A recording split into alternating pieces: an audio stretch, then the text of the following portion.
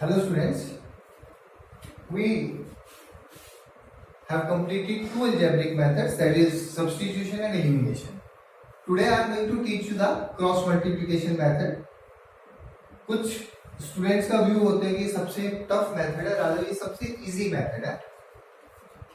तो स्टार्ट करेंगे इस मेथड को, लेकिन उससे पहले आज जो हम एक टॉपिक करेंगे वो ये करेंगे कि how we can find whether the given system of equation have unique solution, infinite many solution और no solution. What I mean to say मैं अभी बता रहा हूं. सपोज मेरे पास मैं दो जनरल इक्वेशंस ले लेता हूं, a1x plus b1y plus c1 equal to 0. ये जनरल इक्वेशन है. देखिए जैसे हम एक इक्वेशन लेते थे, साइड बाय साइड में लिख देता हूं, जैसे 3x प्लस कुछ भी लिख लें 8y माइनस 5 इक्वल टू 0. तो मेरा a1 जो है वो 3 आ गया अगर मैं इसको कंपेयर करूं इससे. b1 जो है 8 आ गया, c1 जो है माइनस 5 आ गया. अब देखिए xy तो रहेंगे, abc में कुछ भी ले सकता हूं. तो ये जो है ये वेरिएबल्स है a1 b1 c1, ये कोई भी वैल्यू ले सकते हैं. और इसी तरह मैं एक सेकंड इक्वेशन लेता हूं.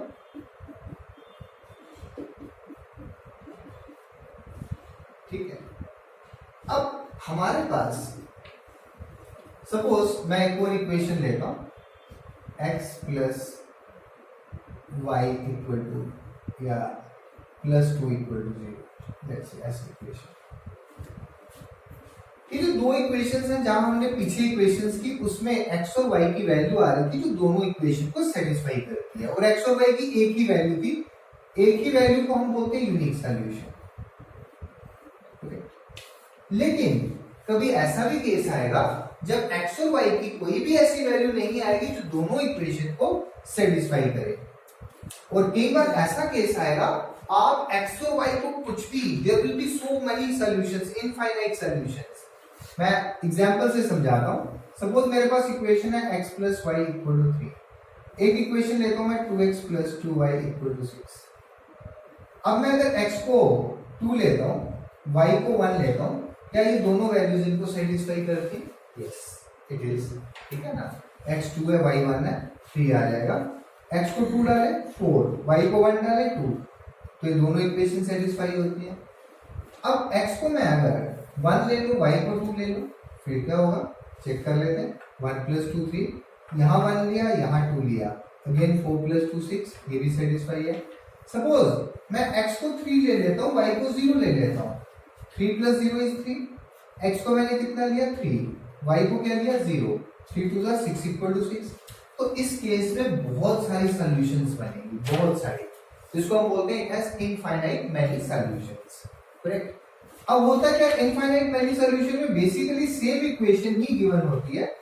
आप इसको इक्वेशन को देखें, x plus y equal to 3 है, तो यहां मैंने 2 से मल्टीप्लाई कर दिया और 2x plus 2y equal to 6 बना दिया. कहने का मतलब I am writing the same equation. अगर मैं 2 कॉमन ले लूं, यहां से भी कट के यही इक्वेशन बनेगी. अब there will be another type of equation जिसमें हमें सॉल्यूशन ही नहीं मिलेगी. सपोज मैं एक इक्वेशन लेता हूं 2x plus y equal to 3. एक इक्वेशन लेता हूं मैं, लेट्स से 2x 4x ले लेते हैं. 4x plus 2y equal to 7. आप किसी भी मेथड से ट्राई कर लें, आपको इसमें कभी भी सॉल्यूशन नहीं मिलेगी. मैं आपको एलिमिनेशन मेथड से बताता हूं. अगर एलिमिनेशन मेथड हो, इसको मैं 2 से मल्टीप्लाई कर रहा हूं, इस इक्वेशन को किससे मल्टीप्लाई कर रहा हूं 2 से. क्या बनेगा 4x plus 2y equal to 6. और यहाँ क्या बना 4x plus 2y equal to 7. If you want to use elimination here, यहाँ x और y दोनों कैंसिल हो जाएंगे, आपको सॉल्यूशन नहीं. तो अब चेक कैसे करें? हमें इक्वेशन गिवन है, हमें कैसे पता चले कि weather the given system of equation have unique solution. Unique का मतलब सिंगल, वन, इनफाइनाइट मैनी और नो सॉल्यूशन. उसका एक रूल है, एक तरीका है. हाँ, इफ यू थिंक कि हमने इक्वेशन में ये C1 C2 इधर लिया, तो हम इसको इधर भी शिफ्ट कर सकते हैं, कांस्टेंट है, इस साइड भी ले सकते हैं, कोई प्रॉब्लम नहीं. पहली कंडीशन है if a1 upon a2. a1 और a2 क्या है? x के coefficient in the two equations. is not equal to b1 upon b2, we have unique solution. Unique solution का मतलब single solution. Second, if a1 upon a2 equal to b1 upon b2 equal to c1 upon c2 है, उस case में हमें मिलती है infinite many solutions.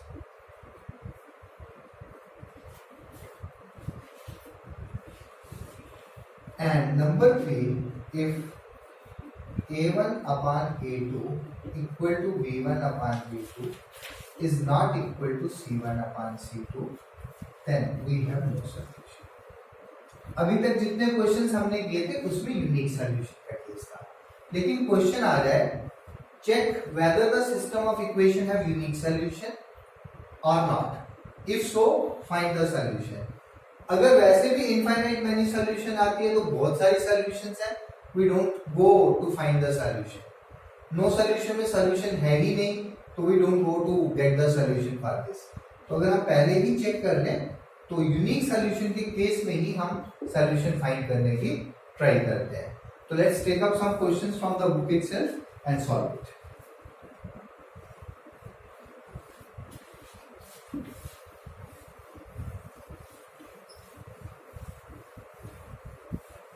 One thing, अगर in case we have unique solution, unique means single, क्या case था इसका? a1 upon a2 should not be equal to b1 upon b2 और infinite many solutions.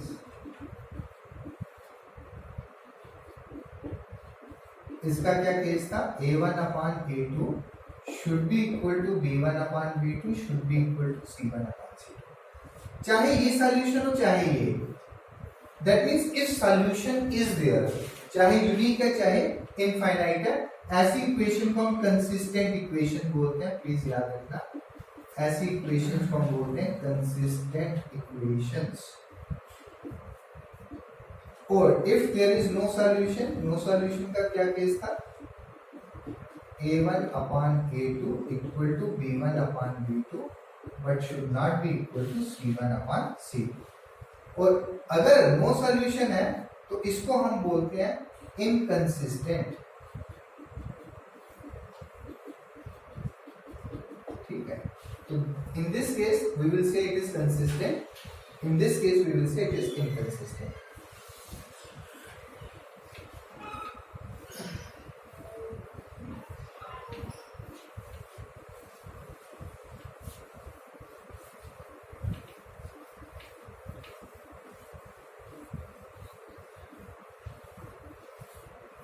I am taking up the question from the textbook. और पहला part में बोलूंगा, उसके बाद क्रॉस मल्टीप्लिकेशन मेथड भी समझाता हूं.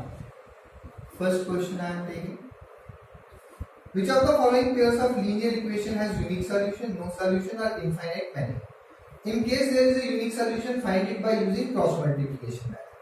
मैं फर्स्ट पार्ट लेता हूं, x minus 3y minus 3 equal to 0, 3x minus 9y minus 2 equal to 0. अगर हम कंपेयर करें इसको जनरल इक्वेशन से तो a1 क्या बनता है? 1. a1 है coefficient of x in the first equation. b1 क्या बनेगा? Coefficient of y in the first equation. c1 is the constant term. अगर ये दोनों उधर है तो भी फर्क नहीं पड़ता, देखो दोनों का साइन चेंज हो जाएगा, कोई फर्क नहीं पड़ेगा.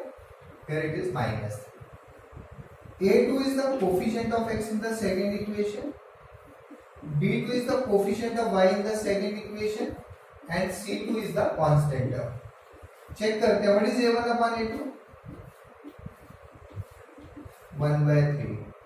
b1 upon b2 निकालें, माइनस माइनस कैंसिल हो जाएगा, ये भी 1/3 आएगा. c1 अपॉन c2 निकाले, माइनस 3/2, माइनस दोनों साइड है तो ये 3/2 बनेगा. तो क्या बन गया? In this case here a1 upon a2 is equal to b1 upon b2 but is not equal to c1 upon c2. Therefore, the system of equations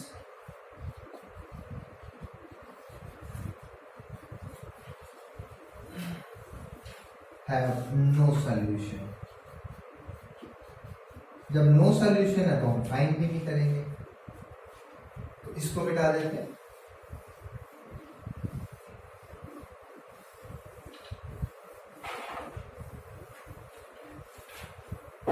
second part पे आता हूं, क्वेश्चन 1 का second part.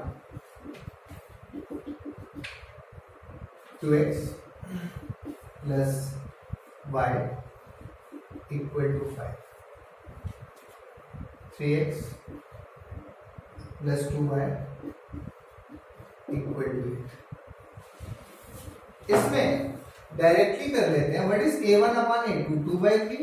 What is b1 upon b2? It is 1 upon 2। दोनों equal नहीं है। जब a1 upon a2 b1 upon b2 भी equal नहीं है तो हम तीसरा पार्ट चेक ही नहीं करते, हमें पता चल जाता है यूनिक सॉल्यूशन है। अब यूनिक है, इसको फाइंड करना है। दो मेथड्स हमने किए थे, सब्स्टिट्यूशन एंड एलिमिनेशन। आप किसी भी मेथड से फाइंड करो, सॉल्यूशन हमेशा सेम आएगी। तो आज जो हमने मेथड करना है that is basically cross multiplication. अब ये मेथड क्या है, इसको ध्यान से सुन लें, समझ लें, उसके बाद मैं क्वेश्चन स्टार्ट करूंगा। सबसे पहले इसका फॉर्मूला जो है वो है x upon b1 c2 minus b2 c1 equal to y upon c1 a2 minus c2 a1 1 upon a1 b2 minus b2 b2। ये इसका फॉर्मूला। लेकिन फॉर्मूला कब है? जब हमें इक्वेशंस कैसी दी हो, when a1x plus b1y plus c1 equal to 0, a2x plus b2y plus c2 equal to 0। इसका फॉर्मूला, ठीक है। अब फॉर्मूला कैसे हम बनाएंगे उसका मैं एक शॉर्टकट वे भी बताऊंगा। अब सबसे ज्यादा परेशानी बच्चों को आती है कि फॉर्मूला को याद कैसे रखें। ये फॉर्मूला जब हम लिख लेते हैं तो ये कांस्टेंट है, जैसे यहाँ पे 7 आएगा, 10 आएगा, 15 आएगा। फिर हम क्या करते हैं, इसको इसको कंपेयर करके x की वैल्यू निकालते हैं, इसको इसको कंपेयर करके y निकालते हैं। That is number 1। अब कई बच्चे कहते हैं जी कुछ बुक्स में फॉर्मूला में यहाँ -1 लिखा होता है। -1 कब होगा? जब मैं c1 और c2 को उस तरफ शिफ्ट करूंगा, ये कांस्टेंट को इक्वलिटी के उस तरफ शिफ्ट करूंगा तो यहाँ -1 आ जाएगा। तो मैं आपको 2-3 तरीके बता देता हूँ फॉर्मूला को कैसे लर्न करना है, उसके बाद हम इस क्वेश्चन पे आएंगे। क्लियर है? अब अगर कंपेयर करें तो यहाँ a1 इस क्वेश्चन में 2 है, b1 1 है, c1 5 है। अब अगर मुझे ये फॉर्मूला अप्लाई करना है, यानी यहाँ 1 रखना है, तो मुझे पहले इस कांस्टेंट को इधर लाना पड़ेगा, फिर मेरा c1 -5 बनेगा। अगर मैं कांस्टेंट को इधर लेता हूं तो मुझे फार्मूला में यहां माइनस साइन लगाना पड़ेगा। I think that part is clear. ठीक है, अब हम आते हैं कि क्या तरीके हैं जिससे हम ये फार्मूला याद रख सकें। देखो, सबसे पहले 3 हमारे पास कांस्टेंट्स हैं ए बी सी, तो हम मिडल वन को ले लेते हैं। राइट, मिडल वन लिया, लिखा b1, या मैं आपको बिल्कुल एक शॉर्टकट पे बताता हूं। If you can learn the word be cap word learn कर लिया। अगर ये लर्न कर लिया तो ये फॉर्मूला एक गेम बन जाएगा, कुछ भी नहीं बनेगा। अगर आपने ये बी कैप लर्न कर लिया तो कैसे फॉर्मूला बनाएंगे? हम लिखेंगे x अपान, इसके पहले 2 अल्फाबेट्स लिख दो, बी सी, और लिखो -BC, इक्वल टू y अपान, हमने शुरू किया था b से, BC से। अब ये पहला वाला कैंसिल, नेक्स्ट 2 ले लो, CA -CA इक्वल टू 1 अपान, ये तो मालूम है पहला x आएगा फिर y आएगा, 2 ही अननोन है x y, उसके बाद 1 आएगा। अब b से मैंने स्टार्ट किया, c से स्टार्ट किया, अब a से शुरू करूंगा, लिखेंगे AB -AB, यहां लिखूंगा 1, यहां लिखूंगा 2, यहां 2, यहां 1, यानी 1 2 2 1। Same here 1 2 2 1, 1 2 2 1, and you will see the formula is with you, x upon b1 c2 minus b2 c1 equal to y upon C1 A2 minus C2 A1 equal to 1 upon A1 B2 minus A2 B1. So this is the shortest way to memorize this formula. अब हम आते हैं इस question पे। मैंने पहले ही बताया इसमें यूनिक सॉल्यूशन है। तो सबसे पहले अच्छा ये है कि आप लिख लें व्हाट इज A1। ये हम कैसे लिख रहे हैं, कंपेयर कर रहे हैं इन दो इक्वेशन को with the standard equations. A1 कितना है 2, B1 कितना है 1। अच्छा, अगर मैं इसको इक्वल टू 5 है, ये मैं -5 इक्वल टू 0 कर रहा हूं, ये मैं -8 इक्वल टू 0 कर रहा हूं, ताकि फार्मूला में मैं 1 लिख पाऊं। अगर ये कांस्टेंट इधर रहेंगे तो मुझे फार्मूला में -1 लिखना पड़ेगा। दैट्स द चेंज हो गया। तो C1 को मैंने लिया -5 अब -5। A2 कितना है 3, B2 कितना है 2 and what is C2 -8। Clear?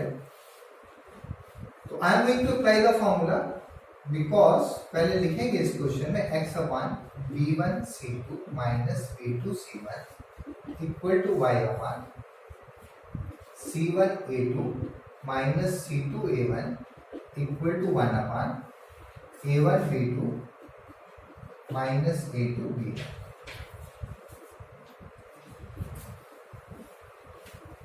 Now, what does this imply?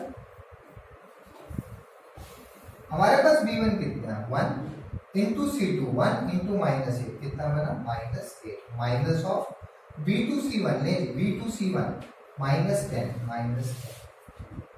Equal to y upon C1 A2 where is C1 A2 -15 minus of C2 A1 where is C2 A1 -16 equal to 1 upon A1 B2 that is 4 minus A2 B1 that is 3. Now can I write x upon it is -8 plus 10 और 10 minus 8 कितना हो जाएगा 2 equal to y upon -15 plus 16। Let me check C2 A1 यही बन रहा है C2 A1 -16 ठीक बन रहा है।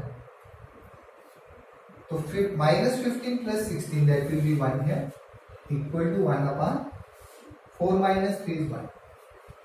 अब हम क्या लिखेंगे comparing x upon 2 equal to 1 यानी कि तीनों इक्वल है तो मैंने पहले ये और ये ले लिया। ठीक है, therefore x कितना है 2 1 by 1 1 होगा मैंने 1 लिखा। Comparing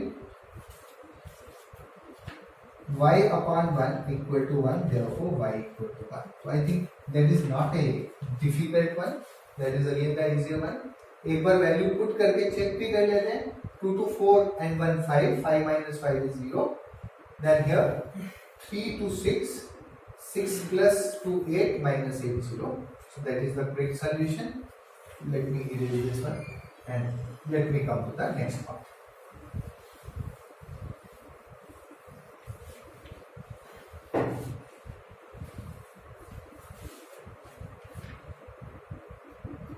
third part 3x minus 5y equal to 20 6x minus 10y equal to 40। now first let me check whether it has unique solution or not। what is a1 upon a2? if you see 3 by 6 that is 1 by 2। what is b1 upon b2? that is -5 upon -10 which is again 1 by 2। what is c1 upon c2? 20 upon 40 that is again 1 by 2। मैं लिखूंगा because a1 upon a2 equal to b1 upon b2 equal to c1 upon c2। therefore the system of equations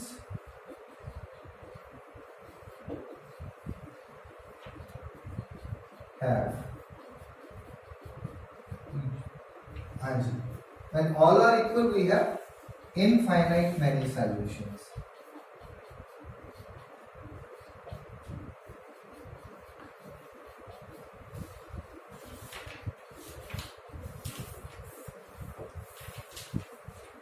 So let's keep it up to here. One part is left that I am keeping for you to try. Okay, it is as the first part was having the unique solution, fourth part is also having the unique solution.